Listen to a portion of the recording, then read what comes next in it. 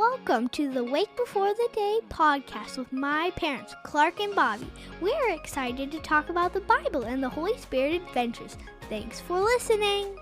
Looking at Acts 27, a number of things stuck out to us today. Yeah. And one of the first things is very applicable to all of us, and that's Luke's laying out the details of a journey to get to a specific place in a moment in time where the Lord is going to use Paul.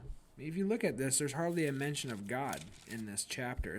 It felt like I was reading Esther or Ruth, where it's like action-packed. There's a ton going on, and it hardly mentions Jesus or God or what his plan is. You know, Paul has this encounter with an angel we're going to talk about in a sec, but yeah, Luke's laying out all the details of the kinds of wind and the kinds of waves and how many people were on the boat, and just a friendly reminder that God is with us in the journey, and he's usually he's moving us to a specific place and time where he's going to use you.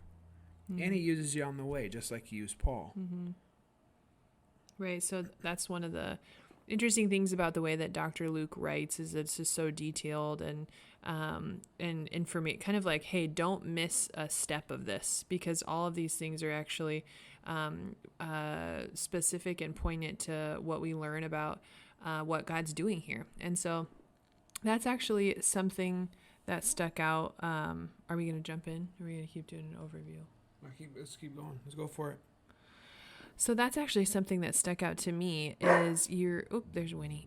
You're reading about this journey that Paul's on. So he's actually a prisoner, and he's on this boat, and there's this huge storm at sea, and they literally haven't eaten. They haven't seen the stars. They haven't seen the sun for days. And then you get to this verse 21, I think it begins, and Paul actually had said to them, because it was getting to be winter, he had said to his captors, I don't think we should sail. It looks like it might be a little dangerous earlier in the chapter. And then you get to verse 21 and 22, and Paul, I'll just read it to you. So this is Acts chapter 27. Just imagine you haven't eaten for 2 weeks. Mm-hmm. Everyone's going to be pissed off and tired and angry and agitated. And then this guy stands up. Yeah, and you just think, Paul, what are you doing? Who are you? And so he says in verse 21, men, you should have taken my advice not to sail from Crete. Then you would have spared yourselves this damage and loss. And so you just think, are you going to be that guy that's like, hey, I told you so, Paul, and you're a prisoner, Paul. Like, what are you?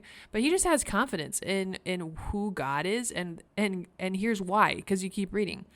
So that was verse 21. This is verse 22. But now I urge you to keep up your courage, because not one of you will be lost. Only the ship will be destroyed. No big deal. Last night, an angel of the God who I belong to and who I serve stood beside me. And he said, do not be afraid, Paul. You must stand trial before Caesar. And God has graciously given you the lives of all who sail with you. So keep up your courage, men. This is verse 25. For I have faith in God that it will happen just as he told me. Nevertheless, we must run aground on some island. So in this, it's interesting because we know God is a God of all comfort, but that doesn't really sound incredibly comforting. The angel, an angel of the Lord comes to Paul and says, don't be afraid. You must stand trial before Caesar. And so essentially what's happening here is this angel is giving this message to Paul that's saying, you don't have to worry about it, because you actually need to make it to Rome. That's actually where we're going to use you. So you have to survive here, because we have a plan for you somewhere else. And so we're not done with you. And so I know that message isn't really comforting, but that's the truth about it. And you're in that moment. You're like, I want you to talk about taking these waves down a few feet. Mm-hmm. Give me some sleep. How about some food? Mm-hmm. Instead, God's like, nah, just remember the bigger picture here when you're in the midst of your storm. Have courage in the storm, because there's something much bigger happening. Mm-hmm. You got to get to Rome. And so just a spoiler alert, we're not going to actually go through 28 with you, because that's tomorrow's reading. But what happens in chapter 28 is they make it through, they weather the storm. They actually shipwreck on an island. They're not even sure what it is. They discover the island is Malta. There's natives on the island that are kind to them, but then Paul gets bitten by a viper, and you're supposed to just die. Again, but Paul survives. Anyway, and so there again, you see Paul, man, God's got a plan. God really needs you in Rome. So he's using you in Malta, and he's using you in this storm because there's more for you to do in Rome. And so that's what happens. He makes it to Rome. But like Clark said, when you zoom in on this one puzzle that's going on, I think that's something that I've learned about myself just in reading for Acts 27 for today's reading is I just get so fixated on the one puzzle piece. I, in my humanness, just get so distracted, fearful, worried, scared, concerned, overwhelmed with the one piece of the puzzle, the storm that I'm in. I haven't seen the sun in 2 days. I haven't seen stars in 2 days. I haven't eaten for a day or two, or more than that, the sailors were saying. And so, in that, I feel like the Lord's just reminding me in this chapter that that's one piece. That's one piece of the puzzle.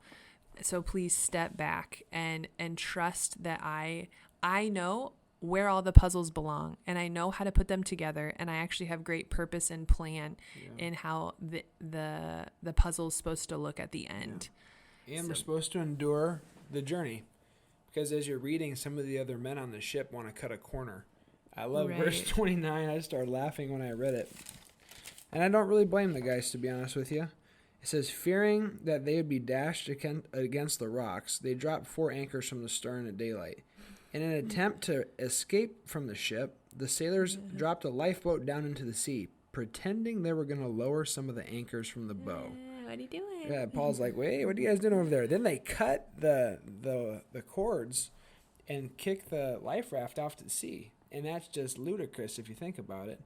But that leads us to one of the things we learn about God, and he's calling for obedience. So there's no cutting corners here. I'm calling you to obedience. I promised Paul that I would keep all of you alive. Right. But walk in obedience. Walk with integrity. And in the midst of all this craziness, Paul gives thanks to God. Verse 35. He says, after he had said this long speech, which he told everybody he was right, then they shouldn't have done this, and wait, they're all going to be saved. He took some bread and he gave thanks to God in front of all of them. So they're not Christian men. They don't know about Jesus yet. Now they're hearing about him. And Paul's giving thanks to God. They haven't eaten in 2 weeks. They're about to die, they think. The waves are huge, and here's Paul giving thanks. So another thing that stood out. Yeah. Also, a fun fact from the study Bible that I'm reading is that experienced sailors knew when they were approaching land, even if they couldn't see the land, because of the sound of the waves and the way the waves cracked and broke, and the sense of smell changed. So take that with you today. Cash that one at the bank. But as we wrap up today, just 2 questions we ask ourselves often. What do we learn about God in this chapter? What do we learn about ourselves? When it comes to learning about God, remember he is with you in your journey. Yeah. Maybe you got a Rome destination. You have some kind of relational, vocational goal, or maybe even a word from the Lord that you think you're heading towards. God's still with you in the process. He's still with you on the journey. And another minor one here that's very important is that God speaks. God speaks to us today through his word, but also through angels, through the Holy Spirit. He's calling us for obedience. Yeah. And Bob, what would you say we learn about ourselves in this chapter?